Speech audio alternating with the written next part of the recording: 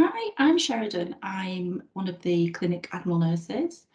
I'm going to talk about how we work slightly differently than some of the other models, particularly in regards to the model. So as you can see, there are a variety of places where Admiral nurses can work. So we've got the community, we've got care homes, we've got the helpline, which is a similar sort of model to the Admiral nurse clinics, the acute hospital, home care and hospice, and of course the clinics. So PCN-based clinics. I work within a PCN-based clinic. It's a 2-year project based within a PCN, and there's a number of these projects going on across the country. So I'll be discussing the model, how we receive referrals, signposting, what's the difference with this model. I've got a scenario and then some expected positive outcomes. So we go to the clinic model. It's, as previously stated, it is a similar model to the helpline model in the sense that we have no caseloads, we don't hold a caseload, which is very different to some of the way other Admiral nurses work. Particularly I've worked in an acute hospital and in the community, and both of those I was dealing with a really complex caseload. We also don't make any onward referrals, again, which is quite different to the way some of the other services might work.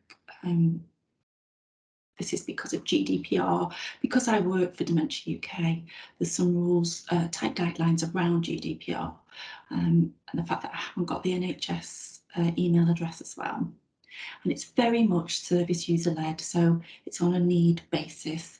The service user can access my service whenever they need to. I just can't follow it up. They have to come back to me. Okay, so we'll look at the referral pathway. People can self-refer into the clinic model.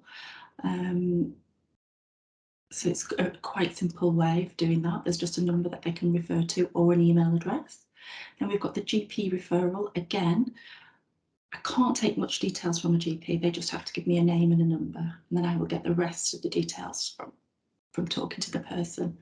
And again, it's the same when I get referral from other professionals.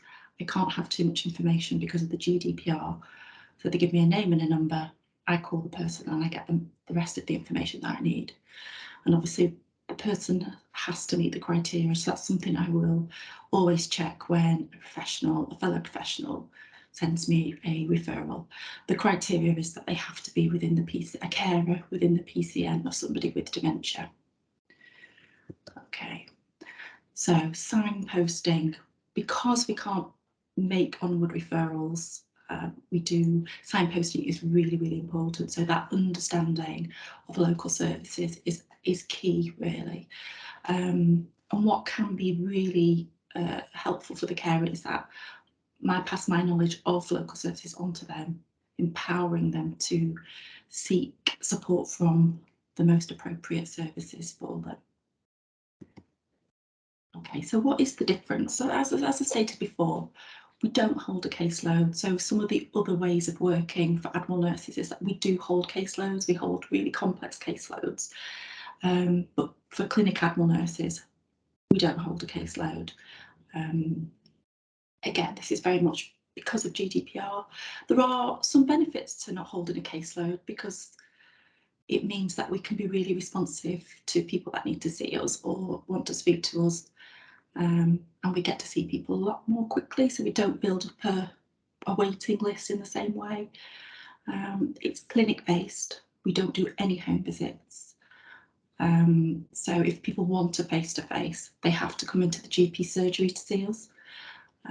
But it is a benefit because some of the other services, such as the helpline and the closer to home, they are very much remote workers, so they're dealing with phone calls. Most with the helpline is phone calls, and with closer to home it can be phone calls or virtual clinics. Whereas with the PCN clinic model, we have the ability to do face-to-face within the clinic.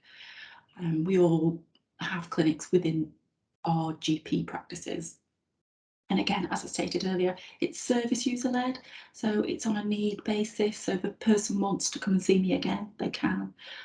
They can just re-refer themselves back into my service. But again, if they leave my clinic and don't book another appointment, I can't chase them to do that. They will just have to come back to me. And information sharing, because of GDPR, I can't do it unless there's a welfare or safeguarding issue, and then obviously because of my NMC code of conduct, I will have to share that information. But as a rule, we can't share information because of GDPR. And again, as I stated earlier, we do offer face-to-face, telephone or virtual appointments. There is a lot of autonomy. We do work alone a lot of the time, and we do work remotely as well. However, when somebody wants a face-to-face, it's a really good opportunity to get into the GP practice and to meet some of our fellow clinicians as well. So I'll give you a scenario of how I might support somebody. So a carer came to me. This carer was very distressed, had real feelings of grief and guilt. This person was finding it very difficult to reach out for help. This person knew they needed a bit of respite, but their feelings of guilt prevented them from doing so, and it was really affecting their mental health. So what I did with this person was had an honest conversation around the fact that, you know, their well-being is paramount. Also, it's paramount for them to stay for the person who they're caring for to stay in their preferred place of care as well. So we explored options for support, and I signposted the person to some daycare centres in the local area. And the week after I did that, the person came back to me to thank me, to say, thank you so much. You know, I've really, really appreciated the support. I've appreciated the opportunity to discuss my feelings. And now my loved one is going to daycare once a week, and I'm actually getting that time to myself. So this person, you know, now had hope and time to themselves and time to recuperate. So that was a really good outcome, and that's the sort of thing that we can do in clinics, and be that very responsive to that stress carer. They're not on a waiting list. If they want to see me, I look for when I've next got space and they can get straight in. Okay, that's a brief description of the clinic model and how we might receive referrals and what our processes are. And our expected positive outcomes are improved outcomes for family carers, obviously, so lower levels of depression and anxiety in the caring role, which obviously, when you look back to my scenario, that is what I'm hoping will happen for this person that came to me with those feelings of guilt and grief. Hopefully getting that support is now going to help them with their mental health and their ability to cope. So increased knowledge, skills and resilience, able to access other appropriate information and support, higher satisfaction in caring for family members with dementia. And then obviously we want to also look at the improved outcomes for people with dementia, because, you know, that's vitally important. So, you know, the better informed people around the person is with dementia, the better their outcomes. So that improved well-being and quality of life, increased access to services and care, so that's where the signposting comes in, and the reduced reliance on social care services and delayed transitions into the care homes. So obviously we want to look at how it would benefit the PCN, because we are based within the PCN. So we would look to try and reduce GP appointments and call outs for carers, because, you know, a lot of the time carers are dealing with stress and it's often related to their caring role. And we hoping to reduce A&E visits and inappropriate acute hospital admissions for the person with dementia. So educating carers and people around the person with dementia can really help to reduce those admissions.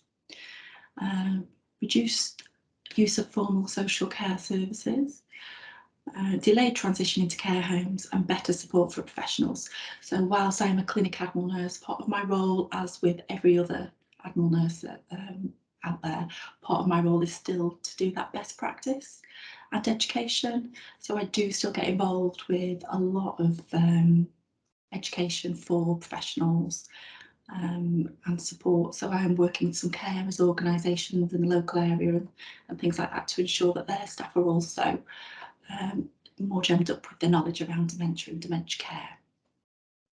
So obviously I've spoken about the difference you might see with regards to the clinic model and how we are quite similar to the way that maybe the helpline work, in the sense that we don't hold a caseload and it's very much service user led. So obviously, thank you for listening to me. And if you've got any questions, I'm sure there'll be time after this. Thank you. Take care.